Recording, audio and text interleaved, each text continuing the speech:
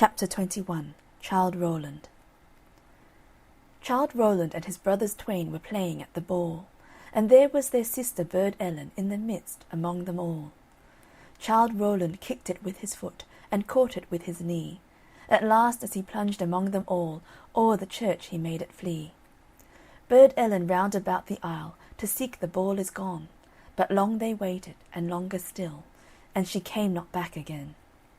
They sought her east, they sought her west, they sought her up and down, and woe were the hearts of those brethren, for she was not to be found.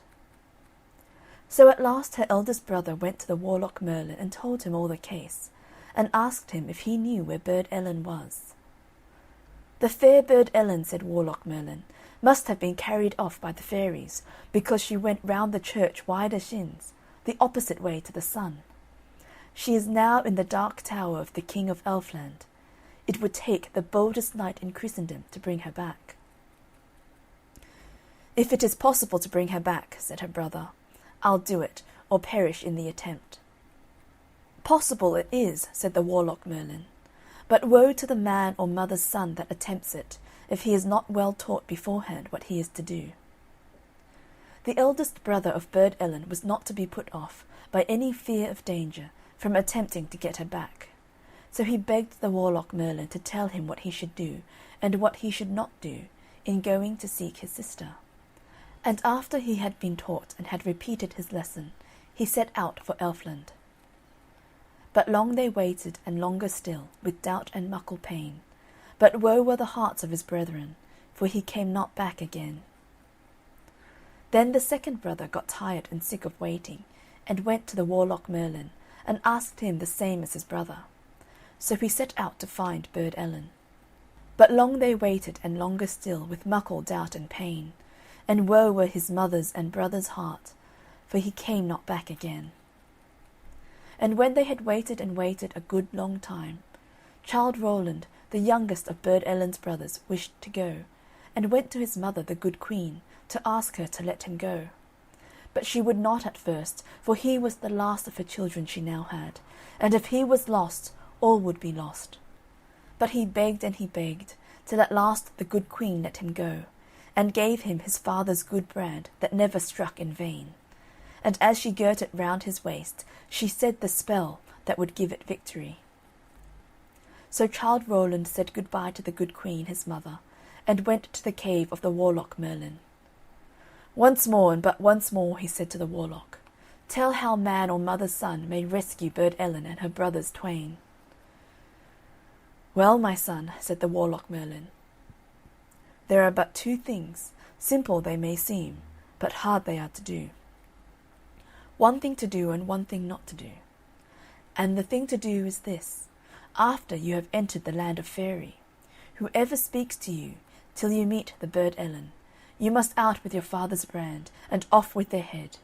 And what you've not to do is this: bite no bit, and drink no drop, however hungry or thirsty you be.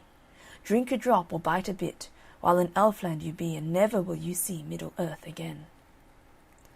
So Childe Rowland said the two things over and over again, till he knew them by heart, and he thanked the Warlock Merlin, and went on his way.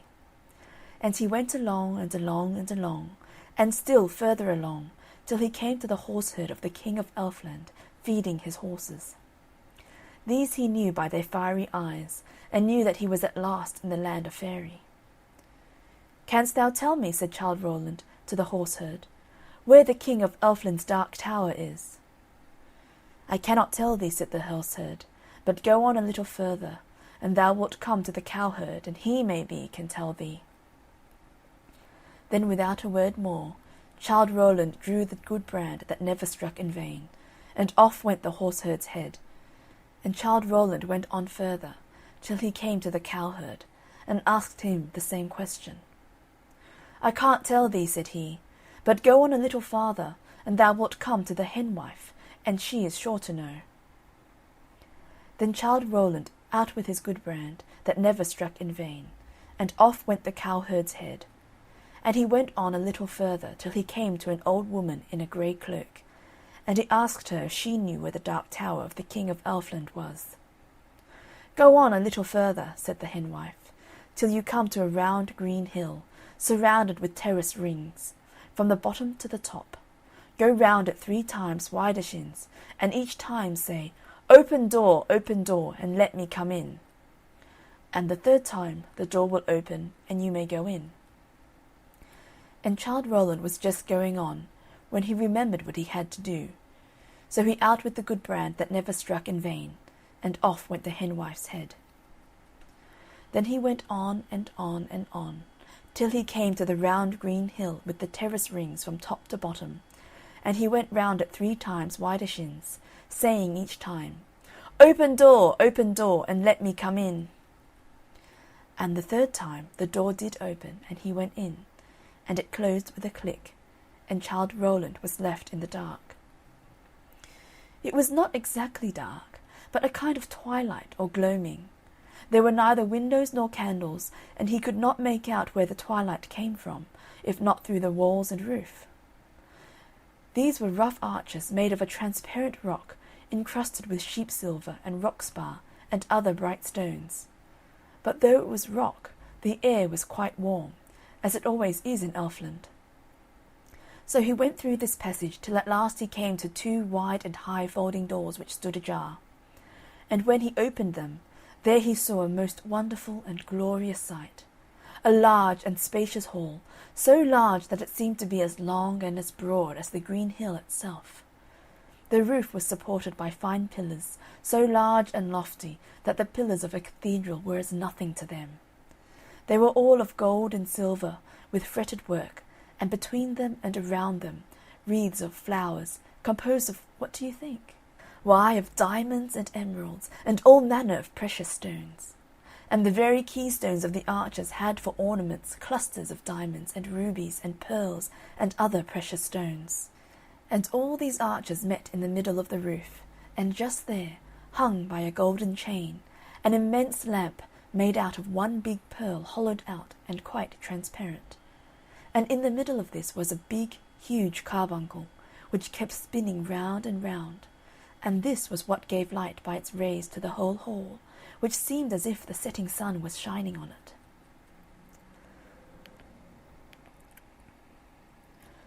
The hall was furnished in a manner equally grand, and at one end of it was a glorious couch of velvet, silver, and gold, and there sate Burd Ellen, combing her golden hair with a silver comb.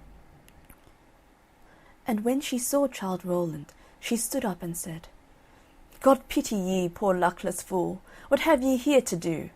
Hear ye this, my youngest brother, why didn't ye bide at home? Had you 100,000 lives, ye couldn't spare any a one.